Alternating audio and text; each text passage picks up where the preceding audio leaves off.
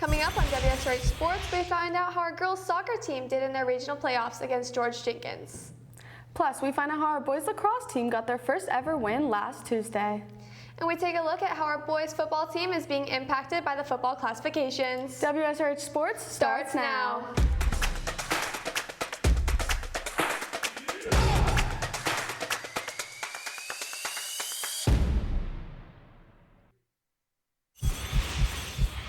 Welcome to WSRH Sports, your leading source for sports coverage here at Seminole Ridge. I'm Savannah Mazzio. And I'm Shayla Stowagon. Today is Friday, February 16th. We got a lot to cover this week, so let's get right into it. Last Monday night, our girls soccer team hosted George Jenkins for the regional quarterfinals. With such a fierce competition, were our Lady Hawks able to take down the Eagles and take a title? WSRH Sports reporter Austin Lamanna has the play-by-play.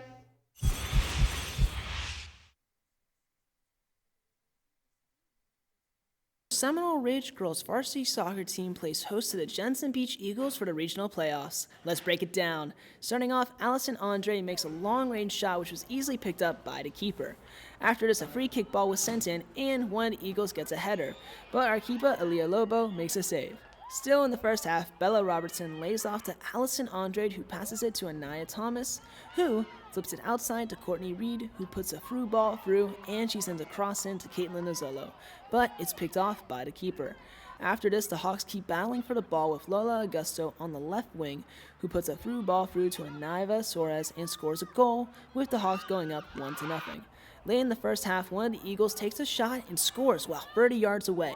Going into overtime, one of the Eagles lofts the ball in over the keeper's head, ending the Hawks' chances as they fall to the Eagles, ending the game and their season, with the final score being 2-1. And for WSRH Sports, I'm Austin Lamanna. Following last year's district defeat to Boca with a score of 15-9, the girls lacrosse team has been fiercely gearing up for a comeback. They've dedicated their summer to training, trying to meet their goal of having a better record than last season.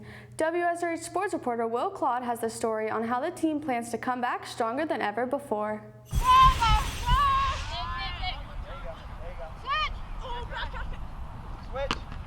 After losing in the regional quarterfinals to Boca Raton last year, the Seminole Ridge girls lacrosse team has been putting in the extra effort to be prepared for the upcoming season. We've been practicing since over the summer, so we've been getting pretty prepared. We've been working on a lot of our stick skills and stamina just so that we can rebuild the team. In the midst of this preseason training, one senior has been able to step up year after year and prove themselves as one of the leaders for this team. Honestly, I think Lauren Weingarten, I don't think she just stepped up this year. I think she stepped up every year. She's always out there. She's always complimenting people, hyping them up, giving them advice on what to work on. She's always, in my eyes, been a leader and still is. Aside from the strong leaders they have in their upperclassmen, one freshman has been able to prove herself as a strong asset for the team for years to come. We have a new freshman, Kalea. She's a strong attackman, so she's been helping us rebuild our entire attack line. We have a freshman, Kalea, who she's played travel. I used to play travel with her. She's really good, an amazing player. She's going to be a huge help to us this year. The hard work and drive the team puts into practice every day is not only felt by the players, but also inspires head coach Lance Bradford. I enjoy lacrosse. I enjoy teaching these ladies.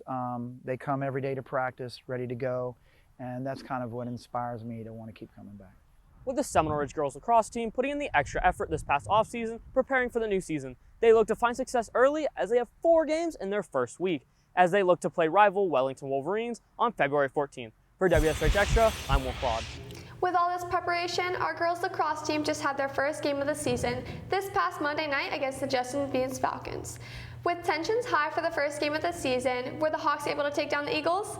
WSRH sports reporter Carlos Suarez has the play-by-play. This Monday, our girls lacrosse team faced off against the Jensen Beach Falcons. This game kickstarted both teams' seasons and was a tough matchup. Starting the first quarter, the Falcons grabbed an early lead on our Hawks. They had a great ball movement and eventually drove in for the score. In the second quarter, the Hawks came back with a score of their own during a 3-0 run. This cut the lead to a 1-point game going into the half. With more action still left in the game, junior Kendall Duran came up big for the Hawks by scoring her 3rd goal of the night. Unfortunately, this performance was not enough as the Falcons defeat the Hawks with a score of 5-14. For WSRH Sports, I'm Carlos Suarez. Our boys lacrosse team just made school history last Tuesday, taking down Suncoast in a heated match. This was not only a rematch for our team after they lost to Suncoast 9-2 last season, but also the first win for our boys lacrosse team in school history. WSRH sports reporter Sebastian Lopez has the play-by-play on how the boys were able to finally win for the first game in school history. For the boys lacrosse season opener, the Hawks traveled to the 0-1 Suncoast Chargers field to start their season. Number 6, Ryan Hansen in the Chargers backfield makes a pass to number 3, Lincoln Bellinger, so that he can maneuver his way past the defense while Ryan sets a screen so that Lincoln can go right up the middle and shoot the ball to put the Hawks in the lead. In the back of the goal, number 4, Max Single makes a pass to a wide open Blake McDonald to bounce the ball into the goal to add another point for the Hawks to get them closer to a victory. Late in the fourth quarter with the score tied at 3, the Hawks fight for the ground ball while number 17, Christian Ogle, makes it out the pit trying to set up the ball. Then number 14, Blake McDonald funks from behind the defender so Christian Ogle can make a perfect pass to score the game winner right into the goal to make history. Now the boys get their first win ever, making the score 4-3 and making the Hawks record 1-0 and making the Chargers 0-2. For WSRH Sports, I'm Sebastian Lopez. Just recently, the Florida High School Athletic Association revealed new classifications for the high school football that will be in effect for the next 2 seasons. With these changes, there is said to be a reversion to 7 enrollment-based classifications. However, with these reclassifications, what does this mean for our football team and how will it affect them? WSRH sports reporter Kira Taub has the story. The Florida High School Athletic Association released high school classifications for the 2024-25 and the 2025-26 seasons, with a reversion to 7 enrollment-based classifications. In the past, we've only had a 3-team district, and there wasn't a whole lot of margin for error. I think with a new 5-team district, it's going to open some new avenues for us, and it's some good rivalries in there.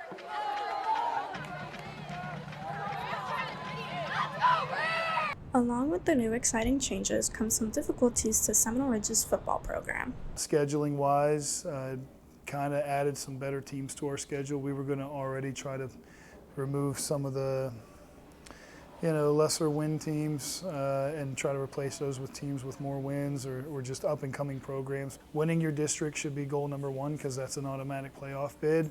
But goal number 2 is if you don't win your district to be one of the at-large teams, and the best way to do that is to play a good strength of schedule, meaning you're playing other good teams.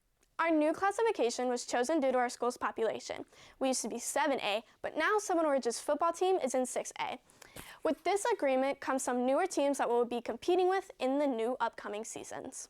It's a 2-year agreement, so at least for 2 years we're going to be in this district. It means we're going to have to step up our game. We're in a bigger classification and a bigger district. With these new changes, the Seminole Ridge football team will face different opponents in the next seasons.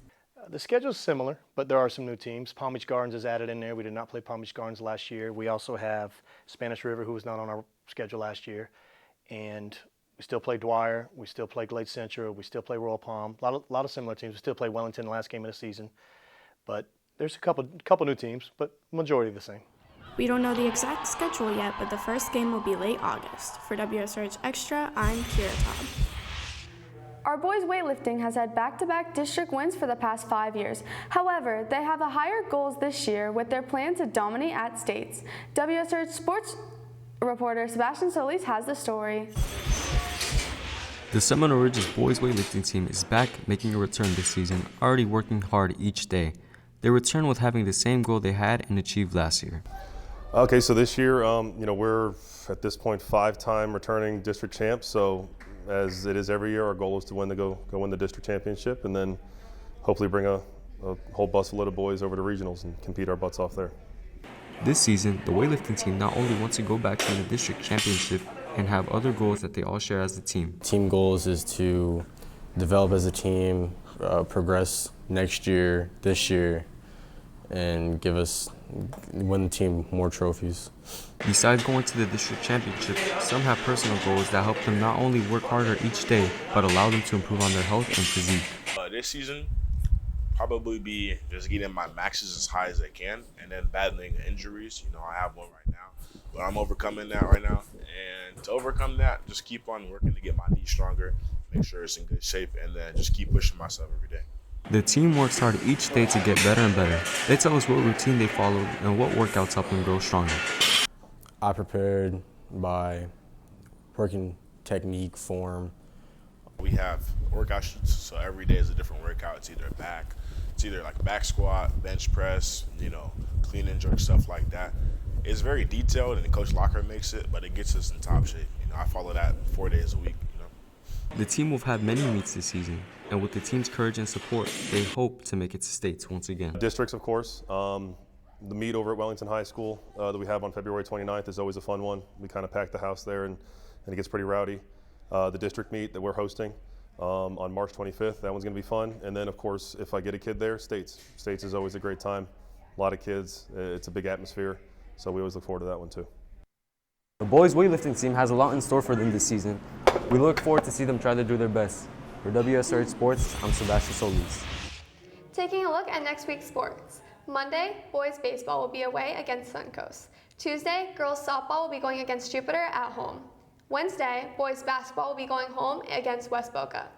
Also on Wednesday, girls lacrosse will be going against Cardinal Newman at home. Well, good luck, Hawks. That's it for WSRH Sports. I'm Shayla Stowagon. And I'm Savannah Mazzio. Remember that you can follow us on social media on Instagram, Twitter, and YouTube at Seminole Ridge TV. Have a great day, Hawks.